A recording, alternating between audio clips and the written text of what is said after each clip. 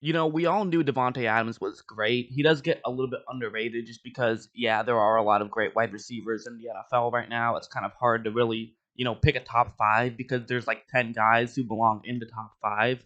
But that being said, I mean, he definitely is putting himself higher up on that list by having just an awesome playoff performance against Seattle. And I wanted to break that down a little bit more. I sort of touched on it a little bit in my video right after, but there's only so much you can talk about without seeing the all 22 footage. So I wanted to just, once the all 22 footage finally came out, just to talk about what he did well and, give sort of better angles to showing how he did do things very well.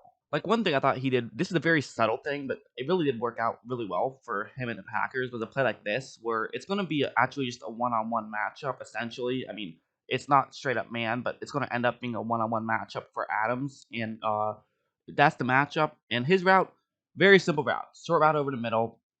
Good route against a one-on-one matchup. Definitely something that can get open. But he's going to do a great job of, allowing it to be open. And it's with his first step, which, I mean, listen, if you guys have followed Davante Adams, you'll know his first step is the best in the business. What he gets off just so fantastically well, and this play he'll show it. So we know the route he's running, but look at right after the ball is snapped, he barely moves. I mean, you look at the other players in the area, the receiver on the top half of the screen. Everybody else is already moving very quickly. He is not, and part of that is because there's press coverage against him, so he has to be a little bit more careful at how he's going to attack this first step. But he kind of just gives away nothing, barely moves, and so at this point, there's pretty much no idea of knowing where he's going to go. Which, okay, that's nothing amazing necessarily. It's not a spectacular play, but what's really unique about this is basically his speed and his acceleration. Watch how quickly he's going to get started on this route. Pretty much the second he starts moving up to top half of the screen, he's at full speed, which allows him to get that inside leverage on the receiver. He's able to make the grab, get the first down.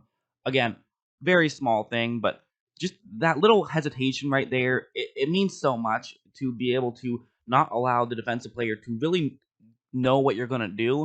And then also, he's so quick that he can get away with that hesitation because he can finish his route so quickly that even though he hesitates a little bit to not give anything away, now he can get just that much more open. So again, small thing, but it matters. I mean, that's a first down. Always important to get first downs, and when you can do the small things right, you can usually do the big things right. But okay, also maybe the most fun play I've seen all season long. It was spectacular. Was this one? It's taken the NFL by storm. I actually talked about it in my previous video, my right after video. Was this play where? So it's going to start off like it's a pick route. And again, I'm showing it again just because I want to show the all 22 footage and just because I love this play so much.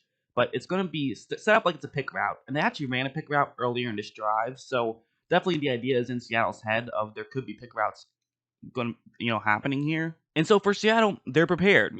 They are a well coached team. Pete Carroll, he's won a Super Bowl. He knows what he's doing. So when they start off this route, these two Seattle defenders are saying, "Oh, okay, it's a pick play. Let's just switch." Switching a great thing to do in this situation. It's very similar to in basketball. Sometimes you fight through the pick and roll. Sometimes you just switch. They're going to Houston Rockets it here, and they're just going to switch without even thinking about it, really. So basically, the defensive back who is currently closest to the sideline, he's now going to say, okay, I'm not covering Adams. I'm instead covering the guy who is actually further away from the sideline because he is going to move over to the closest to the sideline. So again, makes total sense, and you get it. However, this is just a fake. Adams turns around, and look at that. I mean, that's just like one of the most cool plays I've seen in quite some time. I'm not sure if I've seen that before. It was so fun, and actually a unique story behind it, which I didn't say in my first video when it broke down this play, was that actually Aaron Rodgers came up with this play. This wasn't a Matt LaFleur play. I gave Matt LaFleur the credit earlier. It was an Aaron Rodgers play. Although, you know what? Give Matt LaFleur some credit for trusting his veteran quarterback. When his veteran quarterback comes up with a play, he says, "Oh yeah, that's really smart. Let's try that out." And not just try that out. Let's try that out in a divisional round playoff game against a really good defense. And just just a great play. I love stuff like that. I love those high IQ plays. I mean, that's why I started these breakdowns, to break down people that are a lot smarter than me at football making cool plays like that. Just a lot of fun, and of course, perfectly executed by Adams. And the entire Packers offense, just well executed and also a smart play.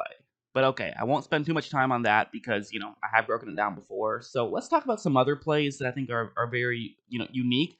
I thought Matt LaFleur coached an incredible game. One of the best games I think he's coached. And listen, he's done a lot of it. I probably was a little bit too low on him earlier on this season. He's done a great job. He deserves a lot more credit than he is getting right now. I mean, as a first year head coach to go 13-3, make it to the NFC Championship game, truly remarkable. And like, let's talk about this play, for example. So what Green Bay is going to do here is that they're going to have a jet sweep motion to the top half of the screen, and they're also going to run play action to the top half of the screen, which is a very, this is kind of a Sean McVay type thing, which of course, LaFleur and McVay, they coach together. So this is a pretty similar, pretty simple kind of idea, I think. Adams is then going to run that route right there. That's where Rodgers is going to want to throw the ball to. And none of this is really too fancy, but there's actually one key route that's really going to pull this whole play together. It's like the rug in the Big Lebowski. It pulls the whole play together. And it's going to be a tight end running that route over there, which is a route teams run all the time off of play action. It's a route the Rams have ran all the time against play action to, you get the linebackers out of position. You have somebody who's just past the linebackers. You can throw it in that direction, you know, try to get an opening, try to get a first down.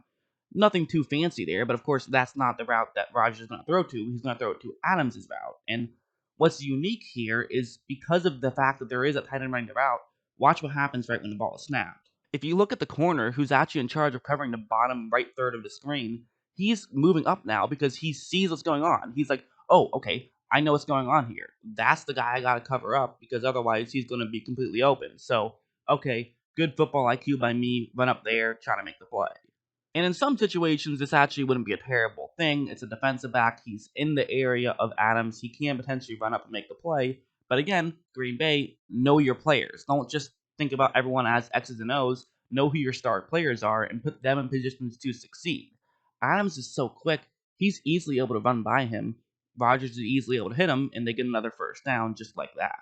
So again, this has kind of turned into almost a LaFleur type video, where obviously that's not what I'm trying to make. I'm making an Adams video, but it does come sort of hand in hand, where Adams is great, and so therefore LaFleur finds ways to use Adams to his benefit. Adams is so quick in those types of plays.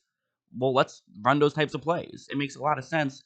Really good coaching and really good wide receiver play as well from Adam. Another sort of small example of that was going to be exemplified on this play, where it's going to be cover 3 zone that the Seattle Seahawks are in. They're actually disguising. They're going to fake as though it's cover 2, but it is going to be a cover 3. And what the Green Bay Packers are going to do is they're going to have Adams run that route right over there, which doesn't seem anything too fancy. But what's unique here is the fact that Adams is a little bit higher up to, the top half of the screen. He's further away from the tackles than oftentimes you would like. Oftentimes when you're running this type of play where you want to get someone right into that middle of the field to try to sort of get into the eye of the storm where there can be an opening, typically you'll have a tight end do that, or you'll have a receiver who is closer. But you can do this for a couple of reasons. One reason that you can do it with Adams is just the fact that since the ball is on the bottom hash marks, since Adams is a little bit further up to the top half of the screen, he actually doesn't have as far to go to get there. But the other thing is, once again, Adams' speed and Adams' acceleration. Watch how quickly he gets in that middle of the field.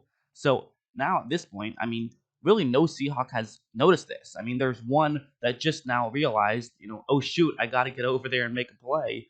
But he got there so quickly, and it was, they weren't exactly expecting him to be the guy running in that area, that it allowed Adams to get completely open, and Adams is so quick that he's able to get there. So again, it really is. It's sort of LaFleur complimenting Adams and Adams complimenting LaFleur. Just really good football. And one last play I wanted to break down. Again, it's a little thing, but I think the little things do matter, and I really did like this play from Adams. It's such a small thing, but it really, I think it was the key difference in this play. He's running a simple route just right over the middle, nothing fancy whatsoever, but there is a linebacker who's going to be in coverage right around his area. And so if he just simply cuts right there, the linebacker will see it. He'll jump in front of Adams, try to disrupt that route as much as possible. So Adams can't just go right away to there. He has to be smart about how he tries to get to his spot. And luckily for Green Bay, Adams tends to be pretty smart about things. Watch how he's going to run. And it looks at this point like he's going to be running just either a go route or he's going to run an out route. Or maybe he is going to cut, but it looks like it'll at least be a second. So that way the linebacker in his area doesn't just immediately see it and run over and try to disrupt that play. It's just some high IQ football that we don't really see from a lot of teams. We definitely didn't see this from Green Bay a couple years ago or even last year that we're seeing this year. And it's a huge reason they're currently in the NFC Championship, even though I do think they have some holes in their roster. They're one of 4 teams that can win it now. Part of it is because they do have a lot of stars. They do have a good team, obviously. You can't get to the NFC Championship game without a great team. But also, it's just they're utilizing their talent well. Davante Adams is already an elite level receiver, but not just that. You're pairing it on top with a coach that really knows how to use him. With all the talk, some of it from me about how can he carry this whole team, he's kind of all that the Green Bay Packers have. Well, you know what? Sometimes he's all the Green Bay Packers need because obviously to have Rodgers, to have good defense, to have Aaron Jones, but in terms of the receiving game, that's kind of been a lot of the concern. That's been my biggest concern about the Packers is their lack of receiving depth. But when Adams is getting 160 yards, you don't have to worry about anything else really. So yeah, that's just I want to make another video about Davante Adams, give him some love. So that's what I thought of his performance against Seattle. I hope you guys enjoyed this video, and of course, as always, thanks for watching.